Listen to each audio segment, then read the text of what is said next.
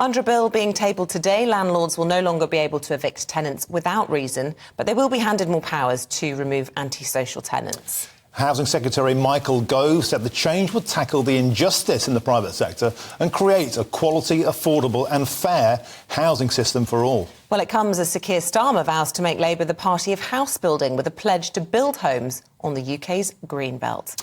Fraser Myers, the Deputy Editor of Spiked, joined us this morning. Now, Fraser, so there's a big battle going on here for the votes of Generation Rent. Yes, 11 million people in the UK are renters. This, it's a sector that's exploded in recent years as the price of houses has become unaffordable.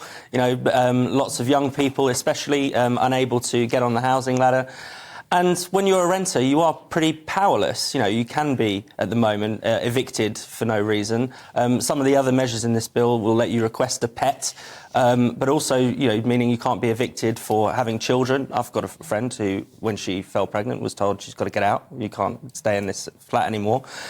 So it is actually important to rebalance the power between renters and landlords. Now, a lot of landlords are probably going to push back against this. There are exceptions. You're allowed to give enough 4 months' notice, I think it is, in this bill. Antisocial tenants can be evicted more easily, which is obviously completely understandable. So it's not a complete stripping of landlords' rights.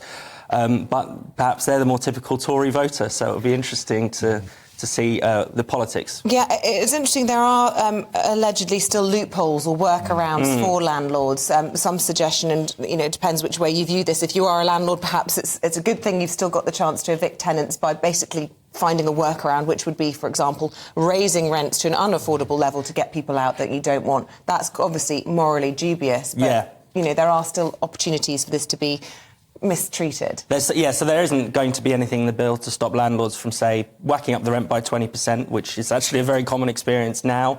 There is going to be provisions to allow landlords to sell their houses, of course, and if you want to move in a family member is another loophole.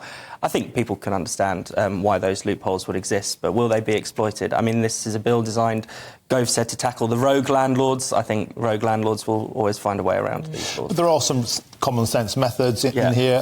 Black mould, a clamp down on that. We've been covering that a lot on GB News. Terrible living conditions for some of the poorest, so that's a good thing. But isn't it interesting how Gove is blaming the shortage on immigration? He would do, wouldn't he, rather than them not building houses. We're at the second lowest house building level since World War II. What do you make of Starmer's idea to build on the greenbelt? Because that's going to really raise the shackles of the NIMBYs and the Tories and the Shires. I think it's pretty brave of Starmer to come out and say, let's build on the greenbelt, because that is absolutely necessary. There's no, we will always talk endlessly about building on brownfield sites. There just aren't enough for the houses we need. And people will raise immigration. If you could stop immigration tomorrow and we still not have enough houses for the people who live here. The problem is the lack of house building.